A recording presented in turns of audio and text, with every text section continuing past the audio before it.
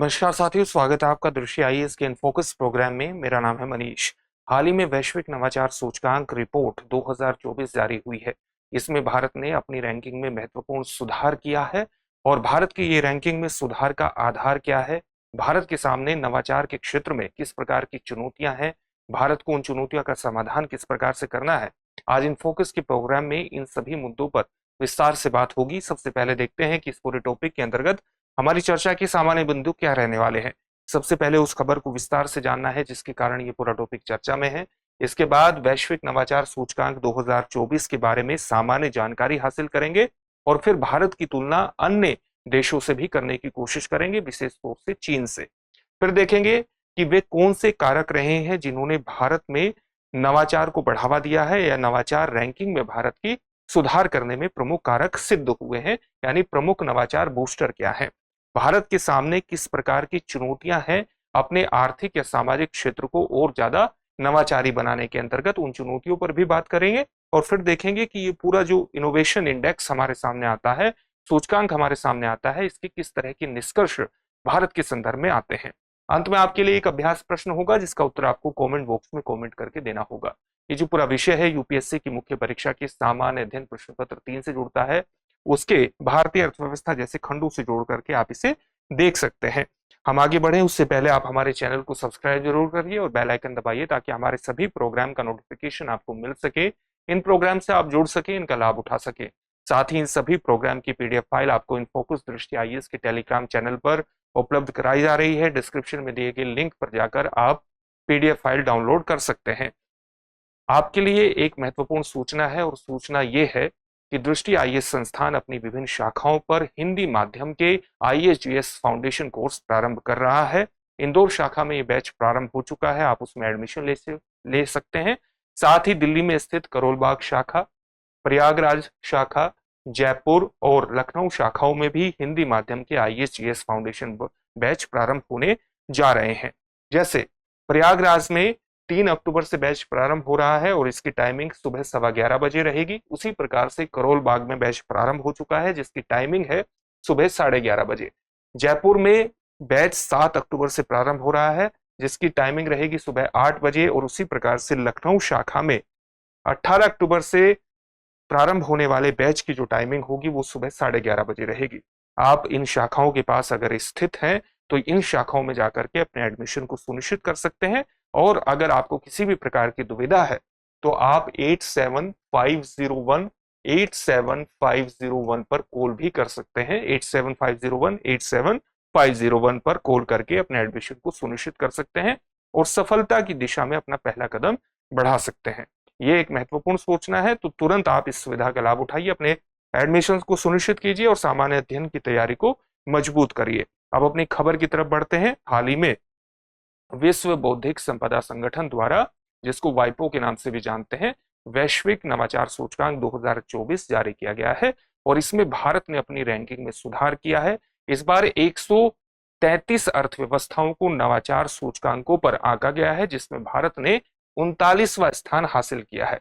वर्ष 2015 में भारत ने 81वां स्थान हासिल किया था, जो दिखाता है कि भारत ने नवाचार के क्षेत्र में किस प्रकार से प्रगति की है।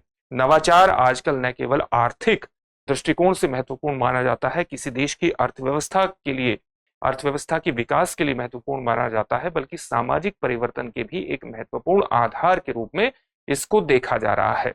इसलिए किसी भी देश की समस्या के समाधान के लिए, उसमें सामाजिक परिवर्तन लाने के लिए, उसकी अर्थव्यवस्थाओं को आगे बढ़ाने के लिए, लगातार उसकी उत्पादकता बनाए रखने के लिए नए तरीकों, नए विचारों, नई प्रौद्योगिकी को बेहद महत्वपूर्ण माना जा रहा है, जो कि इनोवेशन का एक महत्वपूर्ण आधार होता है। तो सभी देश अपनी अर्थव्यवस्थाओं और सामाजिक परिवर्तनों के लिए नवाचार को बढ़ावा देने की कोशिश कर रहे हैं।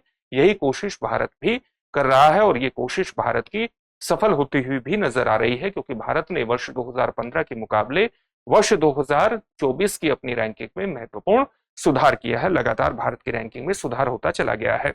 अगर हम लोअर मिडिल इनकम कंट्रीज की बात करते हैं, यानी निम्न मध्यम आय वाले देशों की बात करते हैं, तो वहां पर स्थित 38 देशों में भारत की रैंकिंग पहली है और जो इस इनोवेशन इंडेक्स में एक महत्वपूर्ण जानकारी हमारे सामने उभर करके आती है। इसी प्रकार से अगर हम इनोवेशन आउटपुट की बात करते हैं, नवाचार आउटपुट की बात करते हैं, तब भी भारत ने 33वीं रैंकिंग हासिल की है, जो कि पिछले सालों के मुकाबले एक महत्वपूर्ण सुधार को प्रदर्शित करती है। इस रैंकिंग में हमने भारत के प्रदर्शन पर बात कर ली। अब देखते हैं कि इस पूरी रैंकिंग में टॉप पर रहने वाले देश कौन से हैं। टॉप 10 देशों की बात कर लेते हैं, क्योंकि कई बार एग्जामिनेशन में इस तरह के प्रश्न आ जाते हैं। पहले नंबर पर स्विट्जरलैंड रहा है, दूसरे नंबर पर स्वीडन, तीसरे नंबर पर यूनाइटेड स्टेट्स ऑफ अमेरिका, चौथे पर सिंगापुर, पांचवें पर यूनाइटेड किंगडम, छठे पर रिपब्लिक ऑफ कोरिया, सातवें पर फिनलैंड, आठवें पर नीदरलैंड्स, नौवें पर जर्मनी और 10वें पर डेनमार्क रहा है। 11वें नंबर पर चीन की स्थिति है, जो चीन की इनोवेशन के क्षेत्र में एक बेहतर स्थिति को प्रकट करती है। तो चीन की भारत से तुलना भी करने की कोशिश करेंगे। साथ ही इस इंडेक्स में अलग अलग रीजन के हिसाब से भी एक दिखाया गया है कि कौन सा देश अलग अलग रीजन में बेहतर इनोवेशन कर रहा है। अगर हम फॉर एग्जांपल लैटिन अमेरिका की बात करें, कैरिबियन देशों की बात करें, तो वहां पर ब्राजील ने पहला स्थान प्राप्त किया है और दूसरे स्थान पर चिली और तीसरे स्थान पर मेक्सिको है। इसी प्रकार से अगर हम मध्य एशिया और दक्षिण एशिया की बात करते हैं, तो मध्य और दक्षिण एशिया में पहला स्थान भारत ने प्राप्त किया है, दूसरे स्थान पर ईरान है और तीसरे स्थान पर कजाकिस्तान है। तो यहाँ पर अलग अलग रीजन के हिसाब से भी रैंकिंग दी गई है। साथ ही अलग अलग देशों को आय के आधार पर भी रैंकिंग प्रदान की गई है। जैसे हाई इनकम कंट्रीज जो हैं, जो उच्च आय वाले देश हैं, वहां पर रैंकिंग वही है जो कि सामान्यतः ये रही है। अलग अलग देशों यहाँ जो सामान्य रैंकिंग प्रदान की गई है, जनरल रैंकिंग प्रदान की गई है, हाई इनकम कंट्रीज स्वाभाविक रूप से उसमें ऊपर रहे हैं। यानी पहले स्थान पर स्विट्जरलैंड, दूसरे स्थान पर स्वीडन, तीसरे स्थान पर यूनाइटेड स्टेट्स ऑफ अमेरिका। और अगर हम मिडिल इनकम कंट्रीज की बात करते हैं, तो उसमें पहला स्थान चीन ने प्राप्त किया है, दूसरा मलेशिया ने और तीसरा स्थान प्राप्त किया है तुर्की ने। लोअर मिडिल इनकम कंट्रीज यानी निम्न मध्यम आय वाले देशों की बात करें, तो उसमें पहला स्थान भारत ने प्राप्त किया है, दूसरे स्थान पर है वियतनाम और तीसरे स्थान पर है फिलीपींस। लो इनकम कंट्रीज में अफ्रीका की कंट्रीज हैं। लो इनकम कंट्रीज में पहला इनोवेशन का स्थान प्राप्त किया है रवांडा ने, दूसरा स्थान है टोगो और तीसरा स्थान है युगांडा का। तो इस प्रकार से रीजन वाइज और इनकम वाइज भी रैंकिंग प्रदान की गई है। ये सामान्य जानकारी हमने हासिल कर ली। अब हम वैश्विक नवाचार सूचकांक के बारे में सामान्य जानकारी हासिल करते हैं। किसके द्वारा ये जारी किया जाता है? वैश्विक विश्व बौद्धिक संपदा संगठन के द्वारा जारी किया जाता है, यानी वाइपो के द्वारा, इसको वर्ल्ड इंटेलेक्चुअल प्रॉपर्टी ऑर्गेनाइजेशन के द्वारा ये जारी किया जाता है, जो कि यूएन की संयुक्त राष्ट्र की एक विशिष्ट एजेंसी है और जिसकी स्थापना 1967 में हुई थी। इसने इस बार की जो पूरा इंडेक्स जारी किया है, ये एक इंस्टीट्यूशन की मदद से किया है। ये एक गैर लाभकारी इंस्टीट्यूशन है जो कि वॉशिंगटन डीसी में स्थित है। वर्ष 2019 में इसकी स्थापना हुई थी, जिसका नाम है पोर्टुलांस इंस्टीट्यूट। इसके द्वारा निर्मित किया गया है। इस पूरे इंडेक्स को जारी करने के लिए 81 संकेतकों का, 81 इंडिकेटर्स का प्रयोग किया गया है, जिनको 7 पिलर्स में, 7 स्तंभों में बांटा गया है। ये 7 स्तंभ कौन से हैं? जैसे पहला स्तंभ है संस्थान यानी इंस्टीट्यूशन, दूसरा जो पिलर है वो है मानव पूंजी और अनुसंधान, तीसरा है आधारभूत संरचना इंफ्रास्ट्रक्चर, चौथा है बाजार परिष्कार यानी मार्केट सोफिस्टिकेशन, पांचवा है व्यापार परिष्कार यानी ट्रेड सोफिस्टिकेशन, छठा है ज्ञान और प्रौद्योगिकी आउटपुट और सातवां है रचनात्मक आउटपुट यानी क्रिएटिव आउटपुट। आप जानते हैं कि ये सारी चीजों इनोवेशन के अंतर्गत विशेष रूप से महत्वपूर्ण है। जैसे अगर आप संस्थानों की एक ऐसी इस तरह की प्रैक्टिसेस को बढ़ाते हैं जहां पर इनोवेशन को बढ़ावा मिलता है, और अगर आप इनोवेशन को बढ़ावा देने वाले इंस्टीट्यूशंस को बढ़ावा देते हैं, तो किसी भी देश में एक लगातार समस्याओं के समाधान के लिए इनोवेटिव तरीकों का इजाद होते हैं। तो इसके अंतर्गत इंस्टीट्यूशंस को बेहतर बनाया जाना, इंस्टीट्यूशंस में रिसर्च एंड डेवलपमेंट को बढ़ावा देना विशेष रूप से महत्वपूर्ण हो जाता है, क्योंकि रिसर्च एंड डेवलपमेंट को जितना बढ़ावा देंगे उतने ही इनोवेटिव तरीके आर्थिक समस्याओं के या सामाजिक परिवर्तनों के इजाद होंगे और उस देश में इनोवेशन बढ़ेगा। और इसके लिए जरूरी है इंस्टीट्यूशन में जैसे जैसे आप ये प्रैक्टिसेस फॉलो करेंगे, उससे एक बेहतर मानव पूंजी यानी ह्यूमन कैपिटल का भी निर्माण होगा। और ये सारी चीजों के लिए जरूरी है कि किसी भी देश में डिजिटल इंफ्रास्ट्रक्चर बेहतर हो यानी आधारभूत संरचना बेहतर हो, साथ ही मार्केट भी इस तरह की चीजों को प्रोवाइड करवाने का एक माहौल बनाए, यानी मार्केट में इस तरह की स्थितियां उत्पन्न हो ताकि वो इनोवेशन को बढ़ावा दे सके, स्टार्टअप को बढ़ावा दे सके, स्टार्टअप को फलने फूलने के उसमें तरीके विद्यमान हो, जिससे स्टार्टअप अगर खड़ा करना कोई चाहता है तो उसमें एक तरफ किसी भी प्रकार से निवेश की कमी न हो, निवेश प्राप्त करने में आसानी हो, उस तरह की बाजार स्थितियां, जिसको हम बाजार परिष्कार यानी बाजार की सोफिस्टिकेशन के नाम से जानते हैं। और इसी तरह की ट्रेड सोफिस्टिकेशन, ज्ञान और प्रौद्योगिकी आउटलुक और रचनात्मक आउटलुक की भी महत्वपूर्ण भूमिका होती है इनोवेशन को बढ़ाने के अंतर्गत। तो ये 7 संकेतक रहे, 7 पैमाने, 7 पिलर्स रहे हैं, जिनके आधार पर 81 संकेतकों के आधार पर देशों की एक इनोवेशन रैंकिंग इंडेक्स को तैयार किया गया है।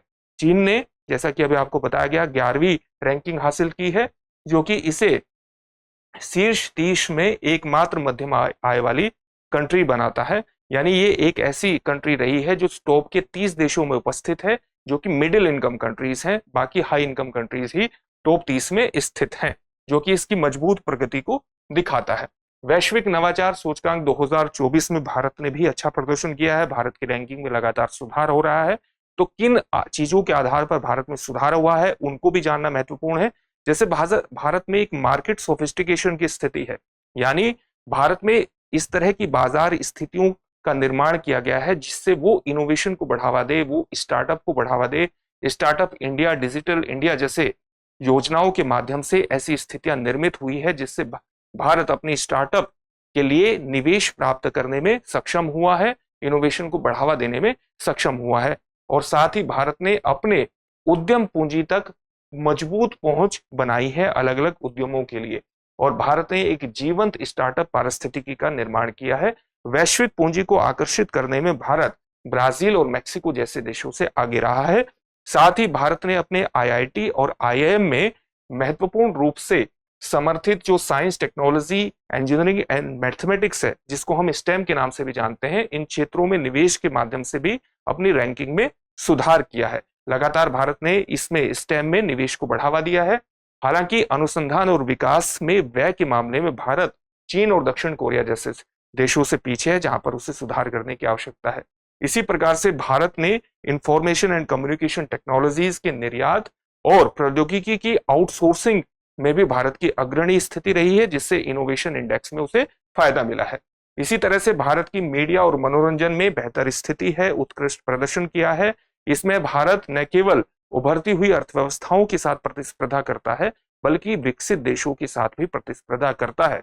इसलिए भारत को अगर आगे अपनी बेहतर स्थिति इनोवेशन इंडेक्स में करनी है, तो भारत को सिनेमा, संगीत और कला के क्षेत्र में लगातार अपनी रचनात्मकता को बनाए रखना है। इससे भारत की वैश्विक स्थिति में बढ़ोतरी होगी। इसी प्रकार से अगर हम भारत की तुलना विश्व के अन्य देशों से करते हैं, विशेष रूप से चीन, वियतनाम और ब्राजील जैसे देशों से करते हैं, तो भारत की क्या स्थिति बनती है। भारत ने 39वीं रैंकिंग हासिल की है, लेकिन और चीन ने 11वीं रैंकिंग हासिल की है। इसमें हम कुछ अंतर देख लेते हैं दोनों देशों में। जैसे अनुसंधान और व्यय पर अगर खर्चे की बात करें, तो भारत का खर्चा अनुसंधान और व्यय पर उसकी जीडीपी के 0.65% है, जबकि चीन अपने अनुसंधान और व्यय पर अपने जीडीपी के 2.4% खर्च करता है, जो एक महत्वपूर्ण अंतर को प्रदर्शित करता है। तो भारत को इस अंतर को पाटने की जरूरत है। इसी प्रकार से चीन इलेक्ट्रॉनिक्स और आर्टिफिशियल इंटेलिजेंस में उत्कृष्ट प्रदर्शन कर रहा है, वहीं भारत सॉफ्टवेयर निर्यात सेवाओं पर ज्यादा निर्भर है। अगर भारत की तुलना वियतनाम से करें, जिसका स्थान 44वां रहा है, तो वियतनाम ने मानव पूंजी के अंतर्गत स्टेम यानी science and technology, engineering and mathematics शिक्षा में तेजी से वियतनाम आगे बढ़ा है, और उच्च तकनीक विनिर्माण में एफडीआई को उसने आकर्षित किया है।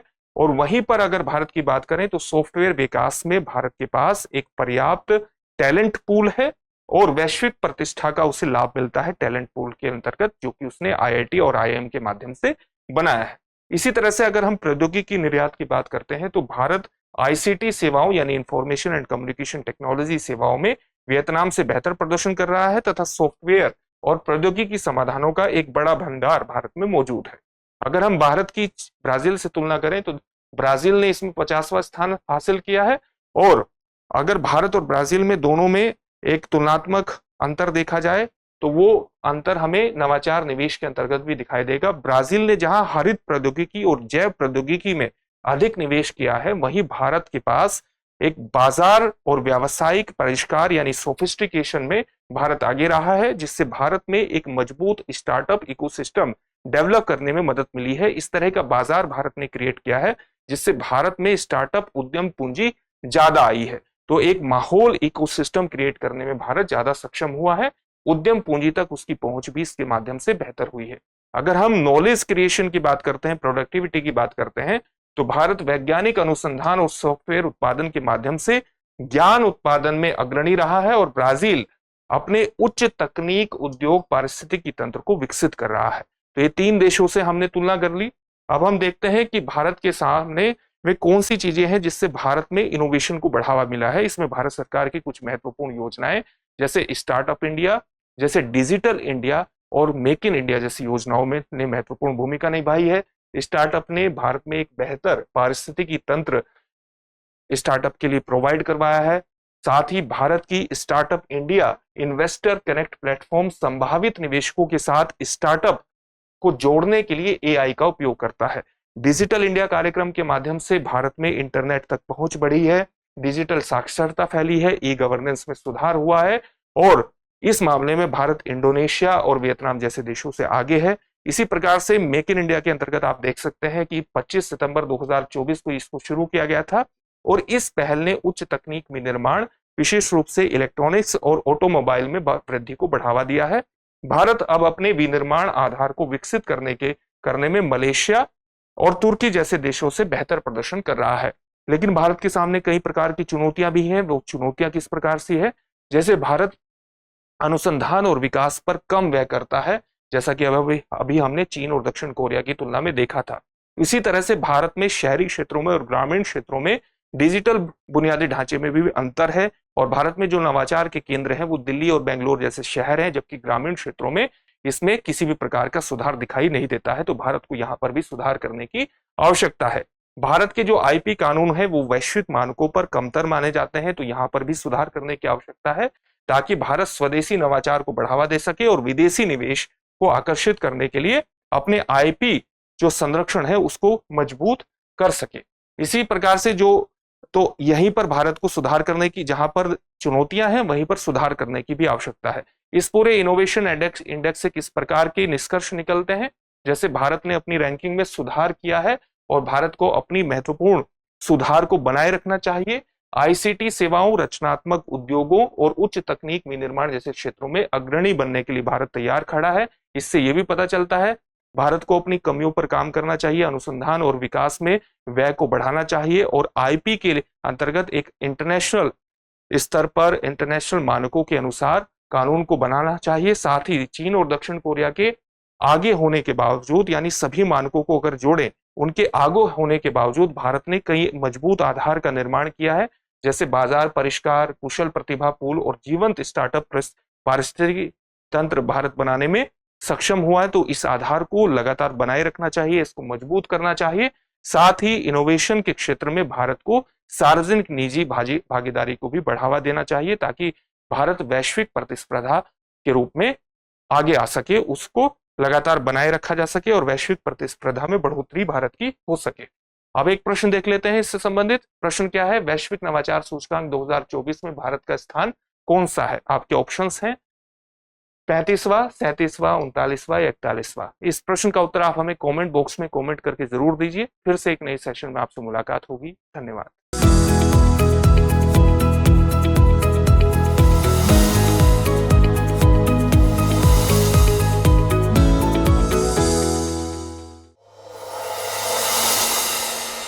डियर व्यूअर्स, अपने एग्जाम की तैयारी को और बेहतर करने के लिए हमारे चैनल को लाइक, शेयर और सब्सक्राइब करना न भूलें।